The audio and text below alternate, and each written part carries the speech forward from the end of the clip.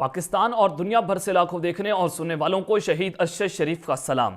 नादर काम ये पाकिस्तान के लिए इंतहाई डिसाइसिव मोमेंट्स है कि जहां पर पूरे का पूरा निज़ाम ये जोर लगा रहा है कि इमरान खान को इस निज़ाम से बाहर रखा जाए, इमरान खान को दोबारा आने से रोका जाए। अब मैं कुछ बड़ी खबरें लेकर आपकी खिदमत में हाजिर हुआ हूं। सबसे पहली खबर पर आज हमने बात करनी है कि मोहम्मद बिन सलमान की सऊदी शहजादे की वलीअहद की नवाज शरीफ और उनकी बेटी मरियम नवाज से एक इंतहाई अहम तरीन मुलाकात हुई है। उसकी अंदरूनी कहानी तो मैंने आपके सामने रखनी है कि उस मुलाकात में हुआ क्या है जो मीडिया आपको रिपोर्ट नहीं कर रहा। लेकिन उससे भी बड़ी खबर कि ये मुलाकात जो है वो नवाज शरीफ और मरियम नवाज के खुद उल्टा गले पड़ चुकी है, क्योंकि मोहम्मद बिन सलमान ने ठोक कर रख दिया है और इमरान खान के हक में किस तरह से फैसला सुनाया है ये उससे भी ज्यादा अहम है। इस हवाले से तमाम तर तफसीलात हकाइक सबूत आपके सामने रखी जाएंगी। और दूसरी खबर पर आज हमने बात करनी है कि वज़ीर-ए-आज़म हाउस में हंगामी बैठक हुई है, शहबाज शरीफ को ब्रीफिंग दी गई है। ये मामला क्या है, माजरा क्या है कि सबको अपनी अपनी पड़ चुकी है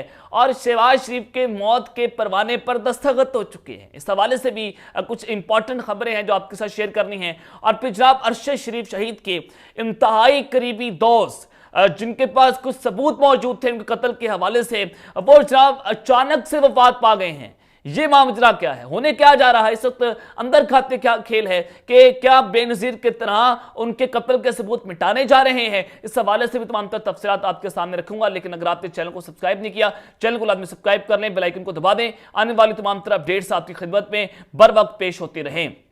नादर का बहुत सारी खबरें हैं जो मैंने आपके सामने रखनी है, क्योंकि सुप्रीम कोर्ट ऑफ पाकिस्तान ने 27 अप्रैल तक ये जो एक दिन में इलेक्शन करवाने की समात है उसको मुलतवी कर दिया है। और ईद के बाद कुछ बड़ी खबरें आएंगी और कुछ अच्छी खबरें आएंगी। लेकिन उससे पहले मैं आपके सामने जो खबर रखना चाहता हूं शेख रशीद के हवाले से, उन्होंने जनाब निगरान हुकूमत जो है पंजाब की उसको काम से रोकने के लिए इलेक्शन कमीशन को मरासा लिख दिया है। मुद्दत मुकम्मल होने पर आईनी तौर पर निगरान हुकूमत काम करने की इख्तियार नहीं रखती। इलेक्शन कमीशन ने निगरान हुकूमत को काम से ना रोका तो आला अदालतों से रुजू किया जाएगा दरखास्त का मतन। और मुद्दत मुकम्मल होने पर जो इलेक्शन कमीशन के आर्टिकल 2183 और 220 के तहत निगरान हुकूमत को काम करने से रोका जाए।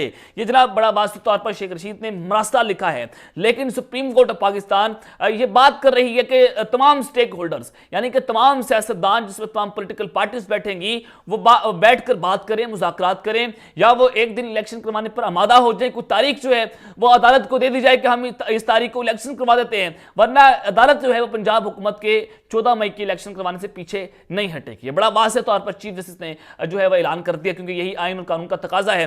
तो फिर मुज़ाकरात के लिए आपने देखा कि अंदर तो पीडीएम की हुकूमतों ने कहा अदालत के अंदर कि जी हाँ हम तो मुज़ाकरात के लिए तैयार हैं, इमरान खान सबसे रब्ता भी करेंगे, ये कर लेंगे वो कर लेंगे। लेकिन जैसे ही बाहर आए तो मौलाना फजल रहमान ने और जनाब बिलावल भुट्टो ने एंटी जुडिशरी प्रेस कॉन्फ्रेंस करना शुरू कर दी। इमरान खान को दहशतगर्द कहा गया, चीफ जस्टिस से मुस्ताफी होने का कहा गया। तो ये चीजें जो है बड़ी डिस्क्रेस हो गई और ये चीजें इंतहाई खतरनाक थी। लेकिन जनाब उसी जानिब जो है वो कुछ अहम राब्ते हुए हैं पाकिस्तान तहरीक इंसाफ और हुकूमती इत्तेहादियों की जानिब से। और असद कैसर ने कहा है कि हमारे दरवाजे मुज़ाकरात के लिए हर वक्त खुले हैं, मुज़ाकरात में संजीदगी की शर्त है। और रहनुमा पीटीआई की हुकूमती उज़रा के राब्ते की भी उन्होंने तस्दीक कर दी है। उन्होंने जनाब ये भी कहा है कि कौमी स्पीकर कौमी असम्बली रहनुमा तहरीक इंसाफ असद कैसर ने कहा कि एमकेएम और बीएपी की मौजूदगी में राब्ते के दौरान मुज़ाकरात की दावत दी गई, हमारे दरवाजे हर वक्त मुज़ाकरात के लिए खुले हैं। राब्ते पर कहा गया कि मुज़ाकरात अपना मौक़िफ़ तहरीरी तौर पर अदालत में जमा करवाएं। तो उन्होंने मजीद कहा कि हतमी टाइम फ्रेम के तनाजुर में हम वक्त जो है वो मुज़ाकरात के लिए तैयार हैं। और याद रहे कि सियासी जमातों में मुज़ाकरात के मामले पर हुकूमत के नामजद नुमाइंदों की तहरीक इंसाफ से पहले भी राब्ते की अंदरूनी कहानी जो है वो सामने आई थी। तो ये राब्ता जो है वो लीगी रहनुमा सरदार अयाज सादिक और ख्वाजा साद रफीक और दीगर रहनुमाओं ने साबिक स्पीकर असद कैसर से किया है।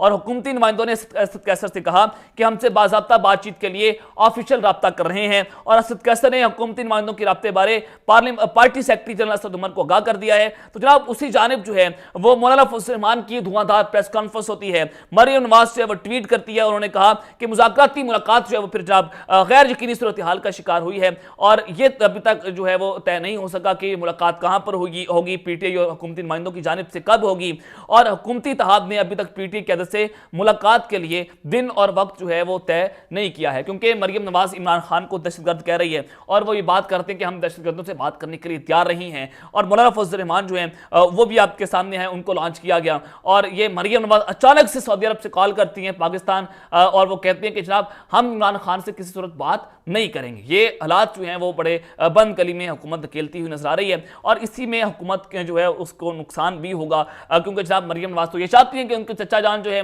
वो नाअहल हो जाए, उनके चचा जान जो है वो नाअहल होंगे तो मरियम नवाज की वज़ीर-ए-आज़म बनने का रास्ता हमार होगा। अदरवाइज अगले जो मुमकिन तौर पर वज़ीर-ए-आज़म के उम्मीदवार हैं वो भी वज़ीर-ए-आज़म शहबाज शरीफ है, अगरचे ना बने लेकिन मरियम नवाज से अपने चचा का पत्ता साफ करना चाहती हैं। लेकिन इस सारी सूरत हाल में एक वज़ीर-ए-आज़म हाउस में हंगामी बैठक होती है और सबको अपनी अपनी पड़ चुकी है और यूं लग रहा है कि जैसे शहबाज शरीफ के मौत के परवाने पर जनाब दस्तखत हो चुके हैं।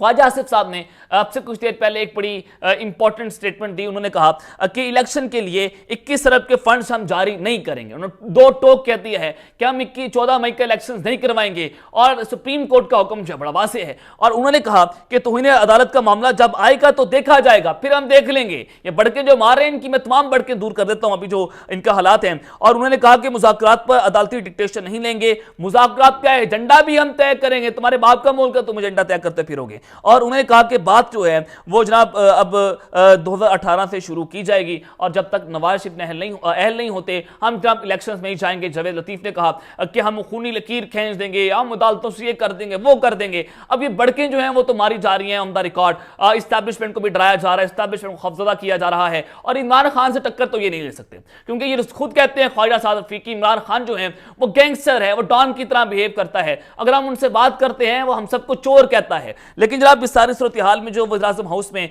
हंगामी बैठक हुई है जरा उसकी तफसील आपके सामने रख देता हूं कि वज़ीर-ए-आज़म शहबाज शरीफ से नून लीग के अहम रहनुमाओं और कानूनी माहिरीन ने मुलाकातें की हैं। मुलाकातों में मुल्क की सियासी और आईनी सूरत हाल पर तबादला ख्याल किया गया है। मीडिया रिपोर्ट्स के मुताबिक मुलाकातें करने वालों में वज़ीर कानून आज़म नदीर तारड़, अयाज सादिक और ख्वाजा साद रफीक शामिल हैं। इसके अलावा साबिक वफाकी वज़ीर कानून जाहिद हामिद और अटॉर्नी जनरल मंसूर उस्मान ने भी वज़ीर-ए-आज़म से तफसीली मुलाकात की, जिसमें सुप्रीम कोर्ट ने ज़ेर समाअत इंतखाबात एक ही दिन करवाने के केस से मुतालिक आइंदा के लाए अमल पर मुशावरत भी की गई है कि जनाब आपको किस तरह से नाली से बचाना है और किस तरह से हम इमरान खान के जनाब उनसे भाग सकते हैं, इलेक्शन से भाग सकते हैं, क्योंकि इमरान खान साहब जो हैं वो इस वक्त सियासत का बेताज बादशाह बना हुआ है और ये जितनी मर्जी पढ़ के मार लें, ये सारे के सारे पॉलिटिकल वर्कर्स जो हैं वो नाहली से डरते हैं और ये नाहल नहीं होना चाहते, ये सिर्फ बदमाशी कर रहे हैं और खौफजदा है कि अगर इमरान खान वापस आ गया तो हम सबको उल्टा लटका देगा, क्योंकि इमरान खान साहब जो हैं वो उन्होंने इनको ऐसी सिचुएशन पर लाकर खड़ा कर दिया है और ग्राउंड पर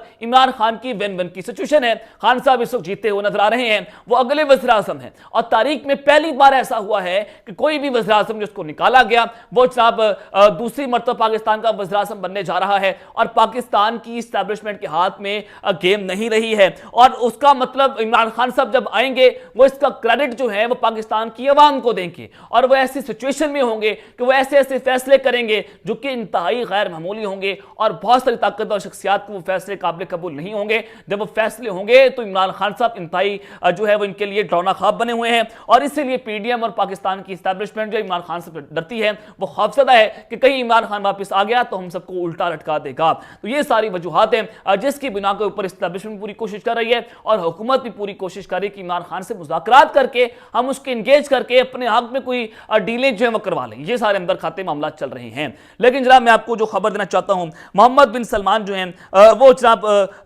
उनकी मुलाकात हुई है नवाज शरीफ से और मरियम नवाज से, लेकिन उससे पहले मैं अरशद शरीफ शहीद के जो दोस्त हैं उनकी अचानक से जो जनाब एक वफात की खबर सामने आई है जिसने तहलका मचा के रख दिया है। बेनसीर को कत्ल किया गया, जनाब उसके तमाम शवाहिद मिटाए गए कि उनके कातलों को ही कत्ल कर दिया गया आतिफ जरदारी साहब की जानिब से। लेकिन जनाब मैं आपको यह खबर देना चाहता हूं कि सेनेटर अनवर बेग जो हैं वो इंतकाल कर गए हैं। ये सियासी और समाजी शख्सियात थी और जनाब इनके अल्लाह ताला बुलंद दर्जात है बुलंद भी करे, नेक दुआएं हैं, इन्ना लिल्लाहि व इन्ना इलैहि राजिऊन। लेकिन जनाब ये मैं आपको खबर देना चाहता हूं कि अनवर बेग पाकिस्तान पीपल्स पार्टी और मुस्लिम लीग नून का हिस्सा भी रहे हैं और पीपल्स पार्टी के साबिक दौरे हुकूमत में वो बेनजीर इनकम सपोर्ट प्रोग्राम के चेयरमैन भी थे, जबकि अनवर बेग कीनिया में बेदर्दी से कत्ल होने वाले शहीद अरशद शरीफ शहीद के इंतहाई करीबी दोस्त थे। अनवर बेग का शुमार उन लोगों में होता है जिनका राब्ता अरशद शरीफ से उस वक्त भी था जब वो कीनिया में मौजूद थे।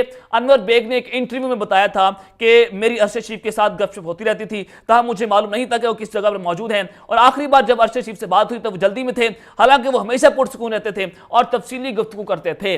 अरशद शरीफ की वालदा ये बताती हैं कि जब अनवर बेग की अरशद शरीफ को जो कॉल आती थी तो अरशद शरीफ इनकी इतनी इज्जत करते थे तो वो उनकी कॉल भी खड़े होकर सुनते थे। और जब आखिरी कॉल थी और जब अरशद शरीफ को शहीद किया गया जिस रात, उस रात भी अरशद शरीफ की अनवर बेग से मुलाकात जो है वो राब्ता था टेलीफोन के ऊपर, वो इंतहाई जल्दी के अंदर थे। और अनवर बेग कहते हैं कि जैसे दरवाजा जोर के खटखटाया और कोई अंदर आता है दरवाजे को तोड़कर, और अरशद शरीफ जो है वो अचानक से वो कहते हैं कि मैं आपसे बाद में बात करता हूं, और फिर वो बाद में एक मैसेज आता है कि वो आउट ऑफ द कॉन्टेक्ट चले जा चुके हैं। तो उसके बाद रात को खबर आती है कि अरशद शरीफ शहीद को शहीद कर दिया गया है बेदर्दी से कत्ल करके। ये जनाब मैं आपको खबर देना चाहता हूं कि उनके दोस्त जो हैं सेनेटर अनवर बेग, अब उनको जो है वो वफात पा गए हैं। अल्लाह ताला इनके दर्जात तो बुलंद करे, लेकिन ये सवालिया निशान है कि आखिर हो क्या रहा है। इससे पहले भी बहुत सारे लोगों को हार्ट अटैक आया है, तो उसके साथ ही इनको शामिल करने की कोशिशें हो रही हैं। तो अल्लाह ताला मुराद सईद की जो है वो हिफाजत करे, क्योंकि मुराद सईद के पीछे टीमें लग चुकी हैं और उनको बराह रास्त कत्ल करने की धमकियां भी मिल रही हैं, क्योंकि मुराद सईद के पास भी अरशद शरीफ शहीद के जो कत्ल के हवाले से बेतहाशा सबूत मौजूद हैं। तो यहाँ पर भी अल्लाह ताला जो है मुराद सईद की ढेरों हिफाजत करे, तो उनके लिए भी सवालिया निशान जो बनता हुआ नजर आ रहा है। लेकिन जनाब मोहम्मद बिन सलमान की जो मुलाकात हुई है उस सामने पढ़ते हैं। मोहम्मद बिन सलमान और नवाज शरीफ की मुलाकात जो है उसके बारे में खबरें चाह रही थी कि मोहम्मद बिन सलमान ने नवाज शरीफ से मिलने से इनकार कर दिया, लेकिन चाती उमरा वाले ढीठ हैं, ढीठ नस्ल के बंदे हैं और ये पांव में पड़ जाते हैं किसी जगह कहीं जगह पर अपनी इज्जत बचाने के लिए। तो खबर थी कि साहब उनकी मुलाकात होने जा रही है, तो मुलाकात हो गई है और इस मुलाकात में मरियम नवाज भी मौजूद थी। अब आपने सिनेरियो समझना है कि मोहम्मद बिन सलमान ने सऊदी अरब ने अपनी पॉलिसी को शिफ्ट कर लिया है। वो अमेरिका के ब्लॉक से निकलकर अब रीजनल ब्लॉक का हिस्सा बनने जा रहे हैं। मिडिल ईस्ट को मजबूत करना है और ईरान से बाकायदा तौर पर चाइना ने सऊदी अरब की और ईरान की सुलह करवा दी है। अब इनके बायलैटरल ताल्लुकात भी बढ़ने जा रहे हैं, सफारती ताल्लुकात भी ओपन हो चुके हैं और जनाब ये ईरान के जो वज़ीर खारजा हैं वो भी सऊदी अरब का दौरा करने जा रहे हैं। तो ये मामला जो है वो किस जानिब जा रहा है कि सऊदी अरब के साथ भी चाइना के ताल्लुकात इंतहाई पीक पोजीशन के ऊपर है। लेकिन पाकिस्तान वो वाहिद मुल्क है जिसने रशिया से ताल्लुकात बिगाड़ लिए, रजीम चेंज ऑपरेशन के बाद चाइना से ताल्लुकात बिगाड़े, सऊदी अरब से ताल्लुकात बिगाड़े और परसेप्शन जनरल बाजा ये बना रहे थे कि इमरान खान ने सऊदी अरब से ताल्लुकात बिगाड़ लिए हैं और अमेरिका से भी ताल्लुकात बिगाड़ लिए। लेकिन यहां पर खुद नून लीग ये बात कर रहे हैं कि इमरान खान ने सऊदी अरब से ताल्लुकात ठीक कर लिए हैं और अमेरिका से भी अपने ताल्लुकात को बहाल कर लिया है। सेनेटर मुशाहिद हुसैन सईद साहब बात करते हैं, बजाज सईद खान जो कि बहुत पॉपुलर जाने माने जर्नलिस्ट हैं वो जनाब ये बात करते हैं। तो इट्स मीन के there is something wrong behind the bottom, क्योंकि पहले भी सऊदी सफीर ये बात कर चुके हैं कि पाकिस्तान में पॉलिटिकल स्टेबिलिटी आनी चाहिए और एक स्टेबल गवर्नमेंट आनी चाहिए। जब रजीम चेंज ऑपरेशन हुआ तो इमरान खान साहब ने भी बात की कि मिडल ईस्ट से एक सरबराह ने मुझे बताया कि आपका आर्मी चीफ जो है वो आपके खिलाफ साजिश कर रहा है। तो अब नवाज शरीफ ने जो मुलाकात की है वो ये है कि मोहम्मद बिन सलमान चाहते हैं कि पाकिस्तान में सियासी बहरान खत्म हो और जो पॉलिटिकल स्टेबिलिटी है पाकिस्तान में लाई जाए और इलेक्शंस हो। जब नवाज शरीफ की मुलाकात होती है तो जनाब नवाज शरीफ साहब जो है वो कहते हैं कि हमारे साथ ज्यादती हुई है, हमारे साथ ये हुआ, हमारे साथ वो हुआ, मुझे नाअहल कर दिया गया, तो लिहाजा आप इस्टेब्लिशमेंट को एंगेज करें और मुझे पाकिस्तान की पॉलिटिक्स में दोबारा अहल करवाया जाए और मैं आपके साथ ताल्लुकात बहाल करना चाहता हूं। ये जनाब नवाज शरीफ ने मोहम्मद बिन सलमान से रिक्वेस्ट की है। तो मोहम्मद बिन सलमान जो है वो जनाब ये चाहते हैं कि पाकिस्तान के मसाइल को हल करने के लिए उन्होंने संजीदगी भी दिखाई है। तो इट्स मीन के वो मुज़ाकरात की मेज़ पर लाने के लिए पाकिस्तान में पॉलिटिकल स्टेबिलिटी लाना चाहते हैं और पॉलिटिकल स्टेबिलिटी कब आएगी जब पाकिस्तान में इलेक्शंस होंगे। तो ये मुलाकात जो है उल्टा नवाज शरीफ को गले पड़ी है और मोहम्मद बिन सलमान ने कहा है कि जनाब वो जो है वो दोनों पार्टीज को साथ बिठाकर संजीदगी दिखा रहे हैं कि मुज़ाकरात हो जाएं। तो नवाज शरीफ साहब तो ये चाह रहे थे कि इमरान खान को माइनस किया जाए और मुझे अहल किया जाए, लेकिन उनका काम नहीं बन सका है और उल्टा ये मुलाकात उनके गले पड़ी है और इमरान खान के हक में फैसला आया है। तो अब तक के लिए अपना ख्याल रखिएगा। अल्लाह ने के बाद पाकिस्तान जिंदाबाद।